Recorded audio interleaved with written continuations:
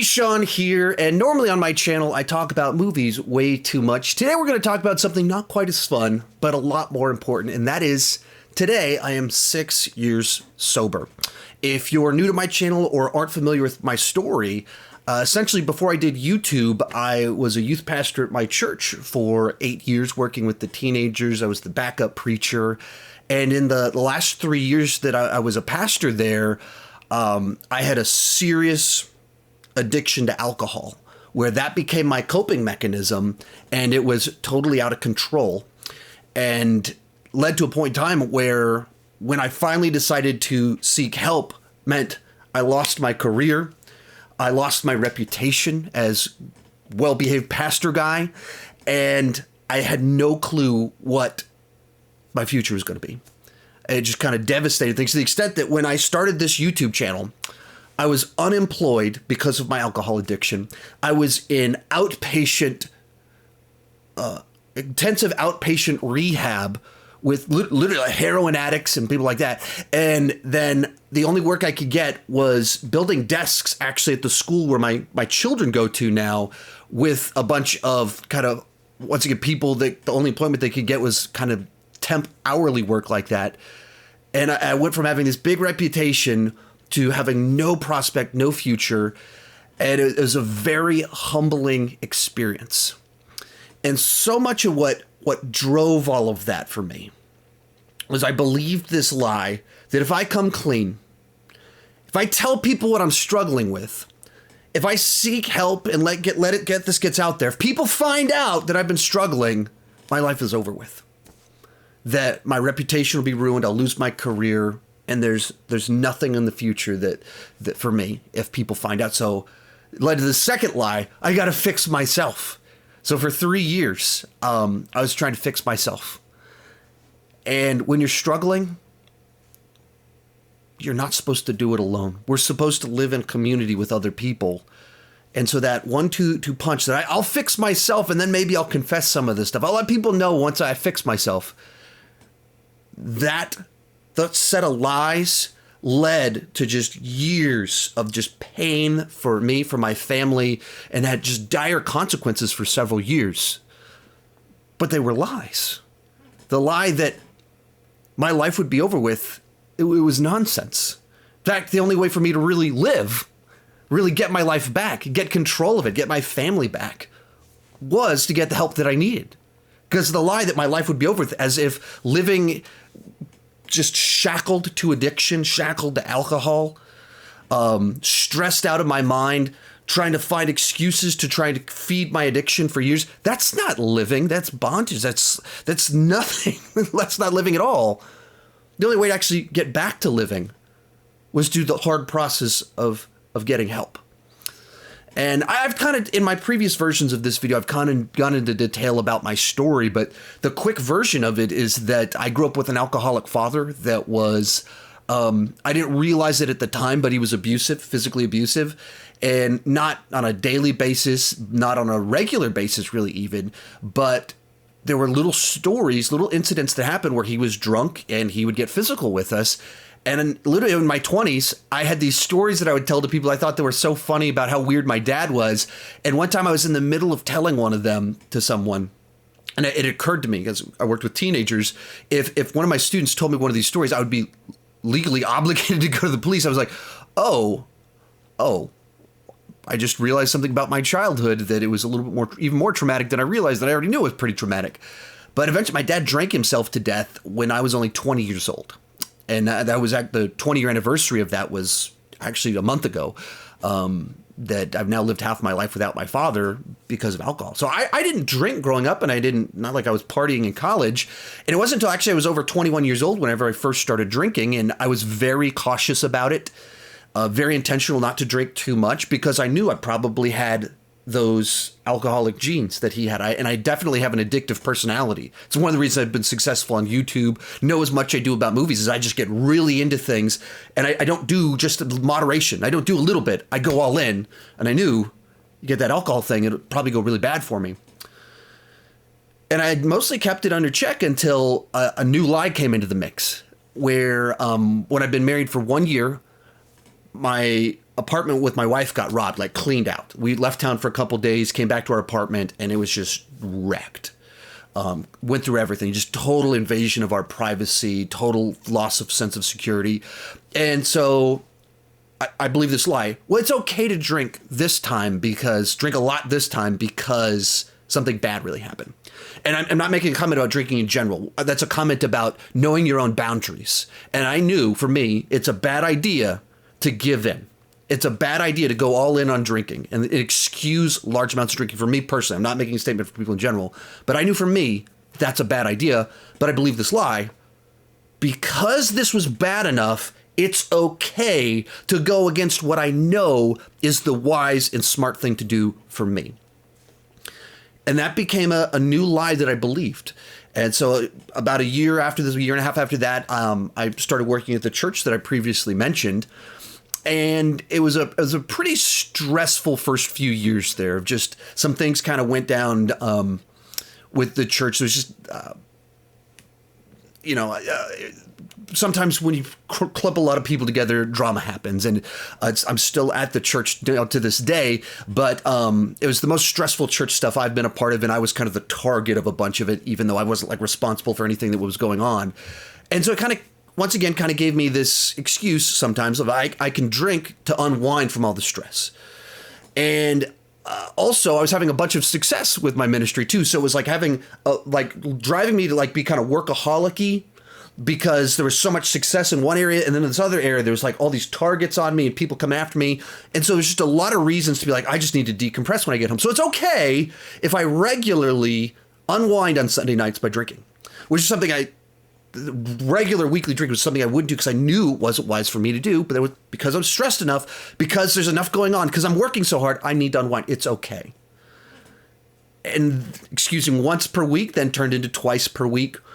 And I recall an incident not too long before things really got out of hand in late 2011, I believe, or late 2012, where I knew I'd had a little bit to drink, and I knew my wife wouldn't think I should have any more. And so I went and I used the refrigerator door to hide what she could see so I could get another drink. And I actually had the thought, wait, isn't this what alcoholics do? And I knew at that moment I'm on a really bad path, but I didn't do anything about it. And I'd set myself for a lot of trouble. And this led to a scenario where, I primed all these lies in my head of like, well, I can't tell anyone what I'm doing because I'll get in trouble, or I don't want to deal with the consequences of that. So I'll fix myself, that lie. And if something bad enough happens, it's okay. And so essentially what happened starting at, I believe, about 10 years ago, there was just a series of serious tragedies, teenage suicides, just death after death after death. So much so that both of my grandparents died in about a 6-month. My grandparents that were alive at that time, both Chandler grandparents, died in a span of about 6 months of each other. And for me, those were the least emotionally resonant deaths in the year. Not because I didn't care about my grandparents, but because they were in their 90s. They'd lived such full lives, and they'd had that them dying felt like, yeah, they lived great lives. And there were all these other deaths every month, every 2 weeks, someone died, and it was a teenager. It was someone not even 50 years old. And every one of those, my thought was, this is bad enough. This is a good enough reason. This is a good enough reason. It's good enough reason. And you do that just a little bit too long. When you have you do that any amount of time, when you have that addictive personality, when you have those genetics to be an addict, especially an alcoholic. And I found myself just out of control. And it wasn't today's a good excuse. It's I just need to drink.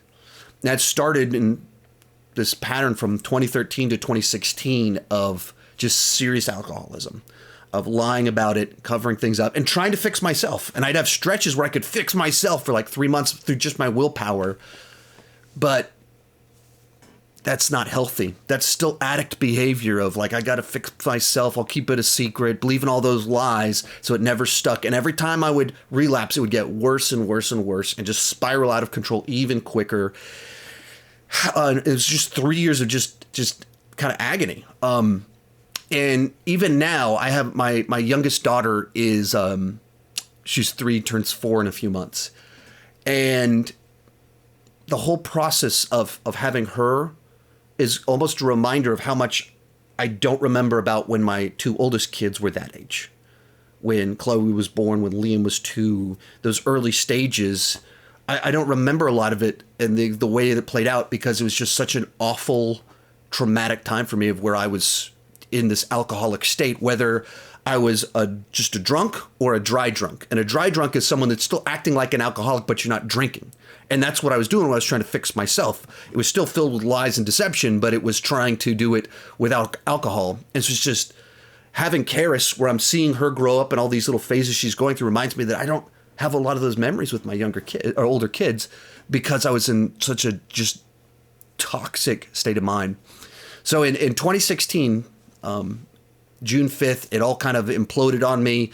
I'd fix myself for a good stretch over late 2015, early 2016. I did a pretty good job fixing myself and stopping on my own, and then relapsed because of some stress, some other things going on. So it was a good excuse. There was access. It's just kind of gave in. And because when you relapse, you start drinking at the level you were drinking before, but your tolerance level is different because you haven't been drinking daily. You really screw yourself up fast.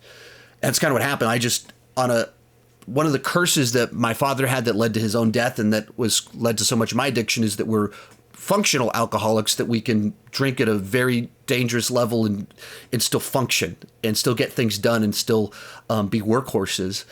And I'm a weird enough person in real life that I could get away with things. And finally, in early June, it had gotten weird enough that people were like, something's wrong here.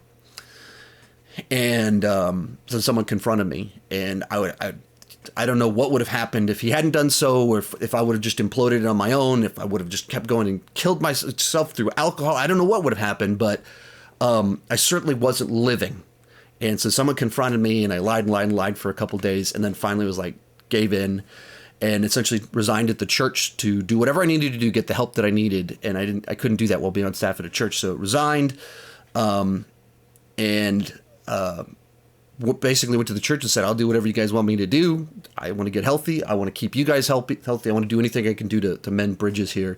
And so it's, like I said, a lot of churches out there would kick you out the door, run you off. That's not at all what happened at my church. We're still there 6 years later. They were the ones that paid for all recovery stuff that I went through and made sure that we had bridge to live off of while I was unemployed financially. But it kind of led to this process of like, I don't know what I do now. For my whole adult life, I've been trying to be a pastor. I've been a pastor. And I have all these skills, but I don't know what to do with it. And I was kind of lost. And that's why that led to that lie. Your life will be over with if this ever gets out, which was ridiculous, which was nonsense, because I wasn't living. It was agony. I just told you that I don't even really remember my 2 oldest kids when they were in those first few years, because I was such a mess. That's not living. Running from lie to lie isn't living. Try to remember all your lies. That's not living. That's just toxic agony for yourself and everyone around you, and it brings death to everyone around you. And that's what I was living in. And some of you that are watching this, maybe this is informative to you because you haven't had to deal with this for yourself or your family. Some of you know exactly what I'm talking about because you're in the middle of it for your own personal struggles, or someone around you that they're just locked in the addiction. They're locked in the pain, and you just see the destruction that comes from it, and it's not living. And so people ask me all the time, what was it like? What was your secret to success or breaking the alcoholism? Like, have you relapsed in your 60s? No, I haven't. I've had 0 relapses since I came clean. And honestly, I can tell you some tips. I can tell you some stuff. But at the core of all of it, I'm coming from a religious Christian background. And for me, it boils down to what it says in James 4:6. It says, He gives us more grace, which is why the scripture says, God opposes the proud, but he shows favor to the humble. And what does that mean? A proud person says, I can fix myself. A proud person says, oh man, I can't let people find out about this. They'll think less of me. A proud person cares more about looking healthy, cares more about the way they're perceived than being healthy, about what's really going on. And they care more about looking righteous, to use churchy words, than being righteous and being pure. That was me. I was Sean Chandler, the pastor. Pastors, no one called me Pastor Sean or Pastor Chandler. People just call me by my name. But was that reputation that mattered to me. And well, if people find out, that'll mess everything up. So I got to fix myself. That's pride. I can fix myself. I can do it by myself. That's pride. But God gives favor to the humble. Other translations say God gives grace to the humble. Grace is getting something you don't deserve. What is humility? Humble is I want to be rightly perceived of, which is to say that I'm a sinner in need of a savior, that I can't fix myself, that I need God, I need other people around me. And that was what was so different from what happened in June of 2016 versus every other time I tried to fix myself. When I tried to fix myself, it was all about me, my pride, my reputation. And I reached a moment in June of 2016 where I said, I'm tired of that. I care about being healthy, being right with God, restoring my family at whatever cost, to my reputation, to my career. That's what matters to me. And so then I just went all out, open, confessed everything. And that's even the reason that I make these videos, is to put it all out there. I felt so alone. I felt like that I was the only person struggling. And I know that's not true. I knew it, like on a test, I could have gotten that right before, but I knew it wasn't true. But I felt that way. And these videos are my little way to try and help some of you realize you're not alone. You're not struggling. You don't have to struggle alone. Life doesn't end. But God opposes the proud. I can fix myself. I'm worried about my reputation. I'll lose my job. This is all there is. That's pride. And he gives favor. He gives grace to the humble. I can't, but I know you can. And that's the difference. And if you're not a religious person, I think certainly there's truth to that no matter what. Of if you're trying to do it by yourself, you will fail. To use churchy words again, sin grows in secret. If you try and hide it, you fix it. That's only where when the only voices talking to you about your struggle are you and the lies, the insanity that comes with addiction. That's the only voice in your head. You're going to get worse and worse and worse, and it's going to be really, really, really bad. That's why it's so important to have community. No matter what, religious or not, I think you just have to go out in the open with all of it.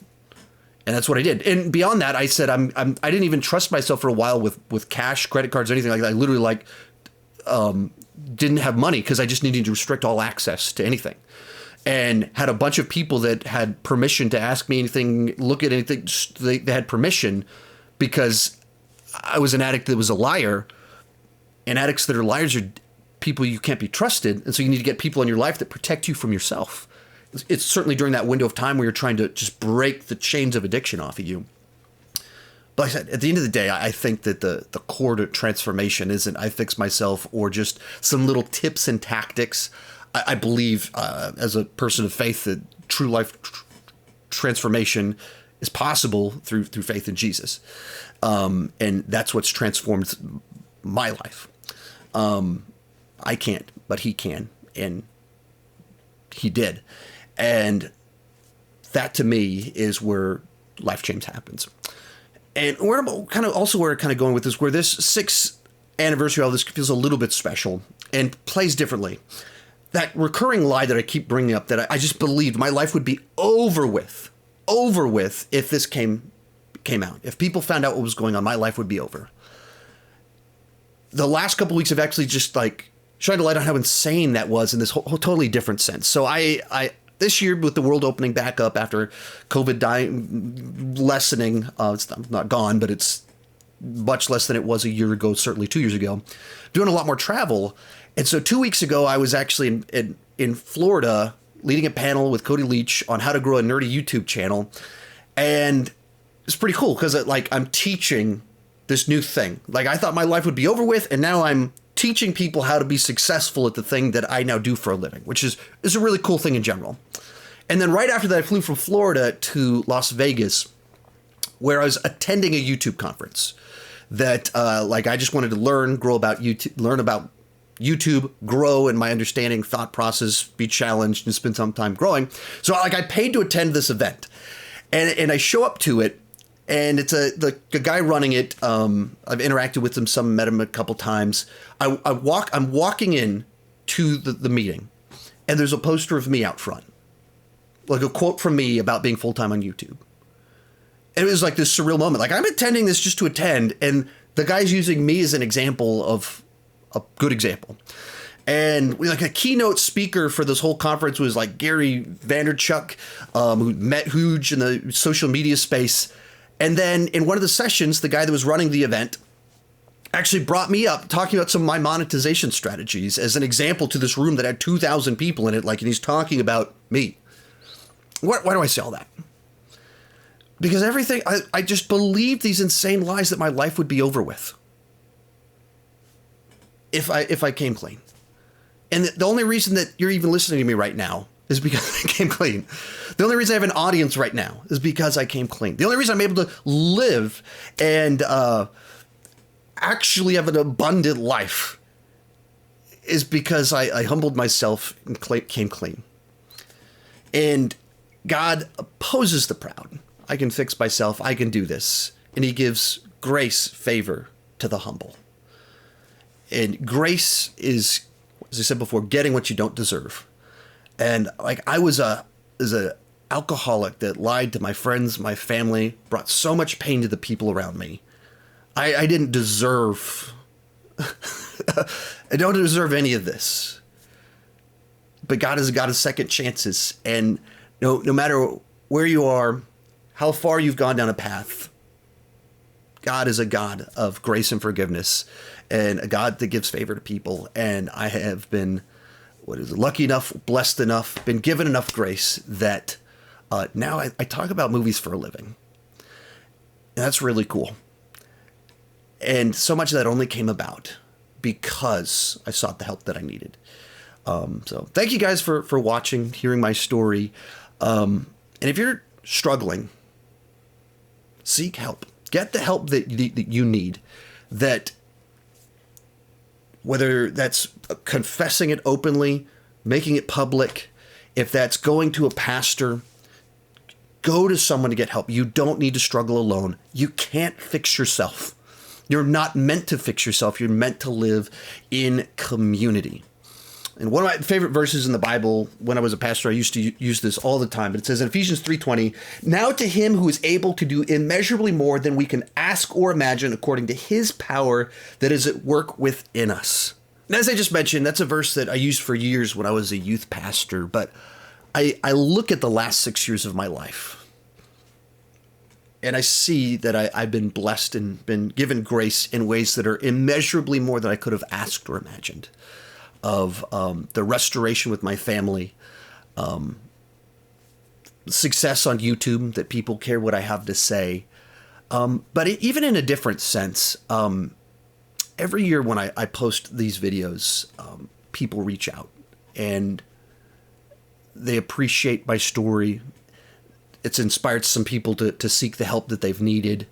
And even recently, when I was in Florida, some people mentioned that in a recovery group that they're in, they've even played some of my testimony videos before for their groups. And that's like that my story, or that's the reason I share this, is because I want my story to help other people take the steps they need to take to get help. There's just no reason to struggle alone. Don't believe the lies. I don't know if you believe the same lies that I believed, but all of us that believe lies that lead to addictions, you don't need to do that. God opposes the proud. He gives grace to the humble. Do what you need to do. Humble yourself and seek the help that you need. Thank you guys so much for watching. It's looking back, my life from 6 years ago, it feels like this insanity that's the life that I was living. Because it wasn't living. It was just insanity. And it's incredible, the life that I currently have. Thank you guys so much for being a part of making that happen. And keep talking movies and TV too much. Bye-bye.